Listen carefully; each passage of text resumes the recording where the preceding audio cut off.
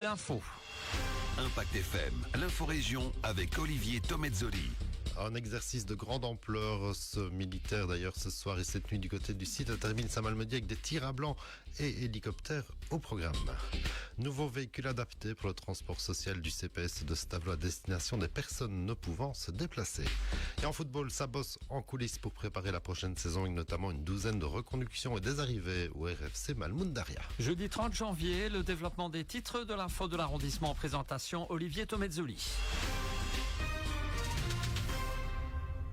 Bonjour à tous, on commence avec ce rappel d'un exercice militaire qui pourrait en impressionner plus d'un ce jour-ci dans la région. Un exercice de grande ampleur des commandos de Flawin avec des tirs qui pourraient être entendus du côté du site Intermilis. Des véhicules et même des hélicos pourraient être utilisés lors de cet exercice nocturne avec sans doute aussi des activités tôt demain matin. Sans vous dévoiler le programme précisément, en rappelant que cet exercice censé rester discret n'est pas ouvert au public comme vous pouvez l'imaginer. Mais pas de panique.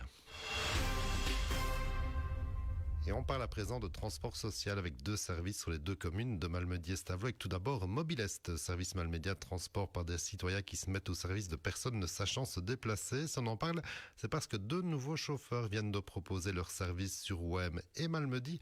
De quoi augmenter l'offre et soulager quelque peu les chauffeurs habituels.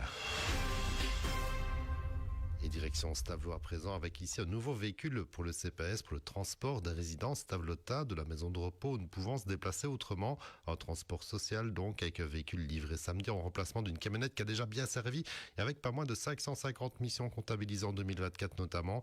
Ici, ce minivan a été aménagé par ACM Mobility spécialisé dans ce type de service comme l'explique Antoine Dethier, administrateur de ACM Mobility qui est basé à Recht. On devait avoir un véhicule de pas trop gros volume qui permette de transporter aussi bien des personnes à mobilité réduite que des marcheurs. Donc l'idée c'était vraiment d'avoir un véhicule convivial, pas trop volumineux et qui puisse répondre à un maximum de courses. Quelque chose qui prime dans le choix du véhicule de base, donc on apporte la notion de confort pour la personne en chaise et les autres occupants du véhicule évidemment, mais aussi pour les personnes qui vont transporter, donc les accompagnants, les chauffeurs, apporter la facilité nécessaire au quotidien pour le transport de personnes à mobilité réduite en l'occurrence. On travaille pour toutes les marques du marché de manière officielle, donc on est dans le circuit officiel des marques. L'idée, c'est de vraiment apporter sur un véhicule d'origine les fonctionnalités pour le transport ou la conduite d'une personne par une personne à mobilité réduite. C'est notre boulot. Un dossier qui avance dans le domaine de la petite enfance, qui avance lentement mais sûrement, c'est le projet d'extension de crèche à Malmedy où la commune a saisi l'opportunité de rachat de l'ancien bâtiment des hypothèques ruelle des Capucins juste en face de la crèche actuelle. Une enquête publique est actuellement en cours en prévision des travaux d'aménagement de 21 places supplémentaires. On parle de travaux de toiture et en façade notamment. Niveau budget, 273 000 € pour l'achat du bâtiment seul. Estimation du coût des travaux, 1,8 million, dont plus de la moitié subsidiée via le plan Cigogne, plus les honoraires.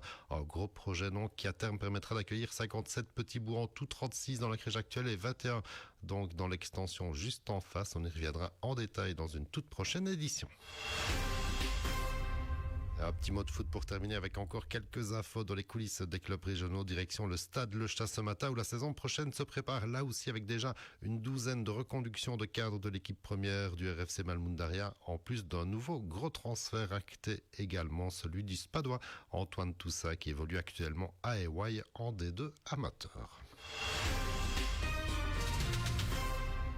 L'info continue sur notre page Facebook Impact.